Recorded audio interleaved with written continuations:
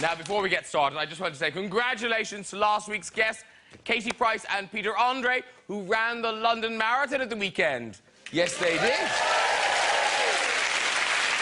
Katie took 7 hours to finish, although her nipples did it in 5.5.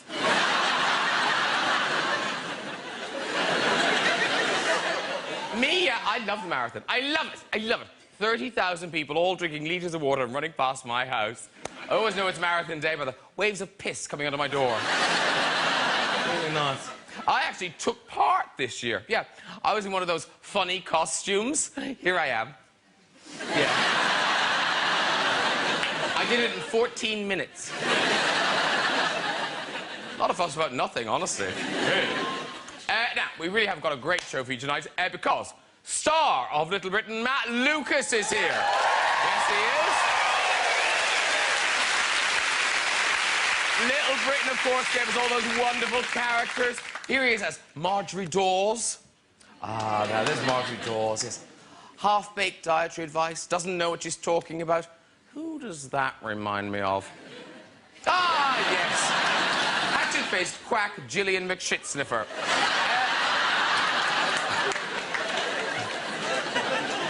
A regular viewer. Gillian. She loves asking people for a sample of their poo. She loves. Yet if you shove it through her letterbox, not so happy. She gets angry. Who did that? Smell it. Tell me. Matt also played Toad in Wind of the Willows. There he is. Now, Toad, of course, has lots of adventures with his friends Ratty, Mole and Badger. I can't really remember what happens in the story, although I think I know where Badger ended up. There's Badger, sitting on top of Ratty's head. Is that Mole I can see? Oh, no, my mistake, it's a scab.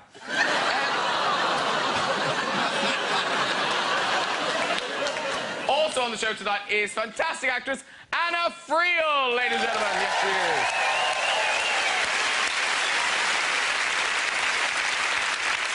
Now, ever since she starred in Gritty Soap Brookside all those years ago, Anna's been one of our favourite actresses. And Brookside really used to pride itself on taking, you know, realistic and socially challenging storylines. You know, like when you're lesbian, you bury your dad onto the patio. That kind of thing. It happens a lot. Anna has since become a huge star in America, where she's been starring in the hit US comedy Pushing Daisies. There they are. Now, I believe they make another show on that set, don't they? Yes, they do. Hello, boys.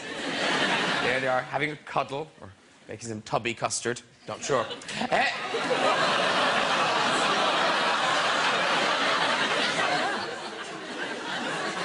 Feel the love. In Pushing Daisies, people die in all sorts of bizarre ways. Someone died when a scratch and sniff book exploded, and someone else was killed by a man dressed as a crash-test dummy, and some idiot almost died when they got drunk and fell down the stairs after presenting the BAFTAs. As if that could happen in real life. Hey, let's get the guests on. When they ask me if I wanted an opportunity on my show, I said, oh, on that one. Please welcome Matt Lucas. Hello, friend. How are you? Well, there you go.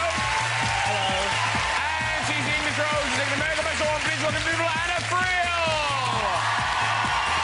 Woo. Hello. Jimmy down.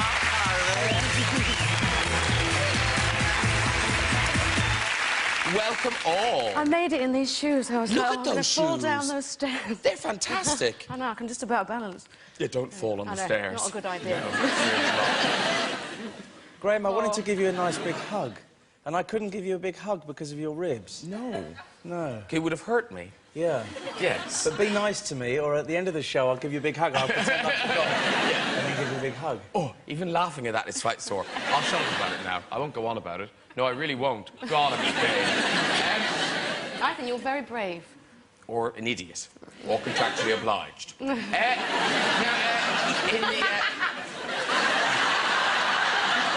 You like that, didn't you? Yeah, I thought that was brave too. It was good. Oh.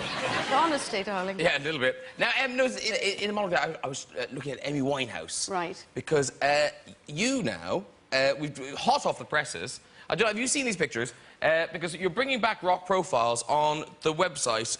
funnyordie.co.uk. Next week, yes. Yeah. Matt, do you remember rock profiles from before? No. Basically, before we were funny, we used to do this show on cable TV years ago called Rock Profile, where we would dress up as lots of different pop stars. I have to say, it does look very funny. This is you and David as Blake... Oh, no, as Pete Doherty and Amy Winehouse. There we go.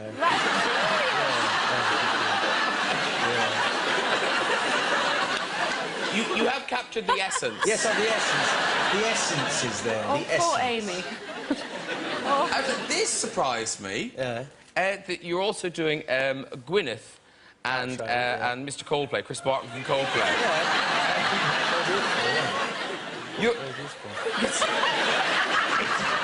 It's her. They're very beautiful, yeah. It is. It's uncanny. It really is. I mean, if I was her, I'd fear, because she may lose the roles out to me now if I look as beautiful as that. I love that smile. Yeah. Brilliant. Well, if in doubt, get the gnashers out, you know.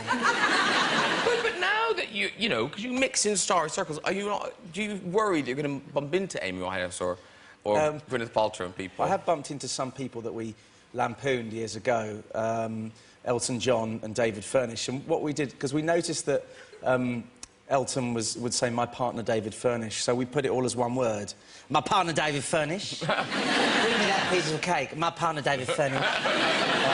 They had a very good sense of humour about it. Because you live in LA now, don't you? I was in LA for 2 years up until Christmas, and then I'm there till June, and then I'm back here again. Because I was reading in interviews you said that you kind of miss the kind of the grimness of Britain. Well, I just think the honesty, and you can be walking down the street and be grumpy. I think a lot in America, everyone's very pleasant and smiley all the time, which has got its bonuses. It's kind of nice to walk down the street and people are like, hello, good morning, how are you? Are you having a good day? And at first I struck it as it could be a bit false, but actually it kind of cheers my day. It's really nice, that positive, bouncy attitude. Have you got any kids? I have a Gracie, but she's got a little American accent now. It's just started to creep in. Oh, no, you've got... Oh, she no. said the other day, she went... You've got an American daughter. She said that we say handbag, they say purse, and she's like, Mummy, do you know where your purse is? And I was like, my what? What did you just say? And I went, purse, and she's dropping all her T's, so it's like, I want You know how you get rid of that? How? Slap her. Yeah. No, because then they stop. Yeah. Sorry, don't mind us. We're having a lovely chat. I'm bringing her back to England, so it'll become very British again very soon.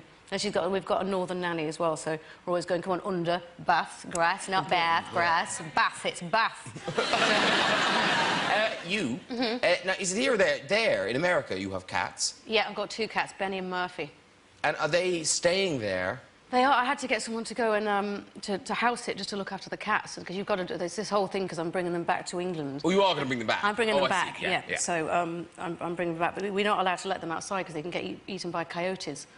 So in the average life expectancy of a cat in America, if you let it outside in the hills, is 2 years. But I've started letting them out.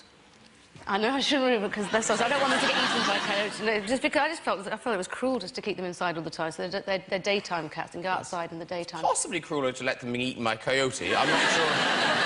They might like sitting on your sofa watching television. What can I say?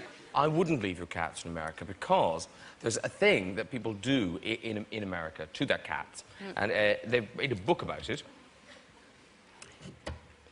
It's called Why Paint Cats? Why, indeed? Now, the short answer is, why not?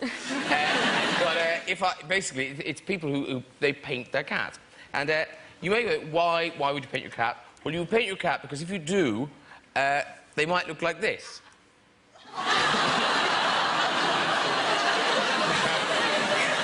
Looks a bit like a pig. No, it's painted as a pig. Yeah. Well, it's meant to be a pig.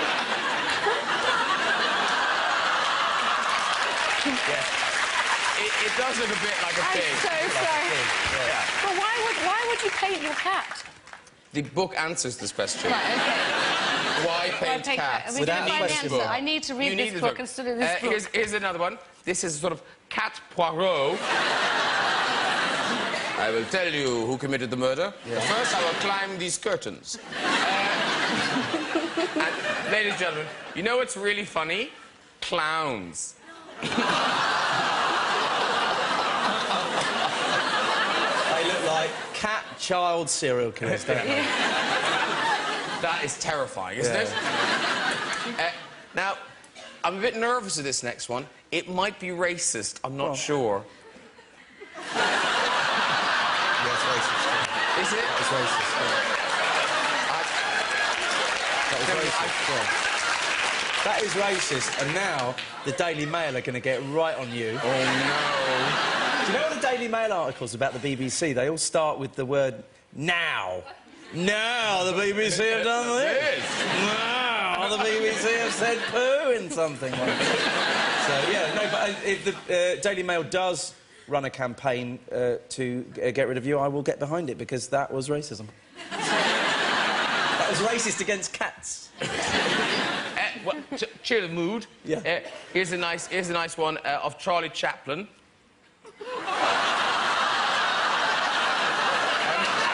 I particularly love the trick Charlie Chaplin does with his squirting bow tie. Oh, dear. I wouldn't have liked to be the person who actually had to paint that. No! And finally, ladies and gentlemen, does everyone want to see a sexy cat? Do you want to see a sexy cat? Yeah. Here's a sexy cat. Oh. You're laughing, but you would. You would. Yeah, you would. Oh, those come-to-basket eyes. You just want to get some marker pens and get on a plane, don't you? I do. Don't paint my Benny You've got Martin. 2 cats sat there. Yeah, I'm right. Not amusing anybody. Now, him...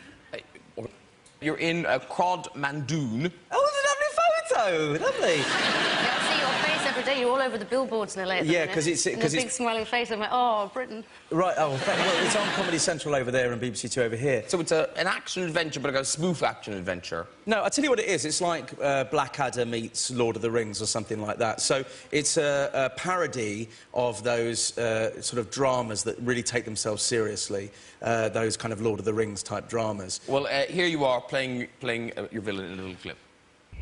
It's tyranny, you're hearing me, that makes the world go round.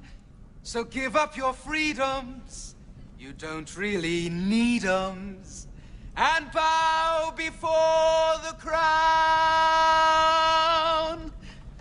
Yeah, well, I like your energy. I just think it's so important with a song like that to believe what you're singing, and I felt somehow you didn't. Like, maybe oppressive totalitarian regimes are not your cup of tea, am I right? Well... be honest, there's no judgment here. It's true, sir. I don't care for 'em. No, well, they're not for everyone, are they? Kill him.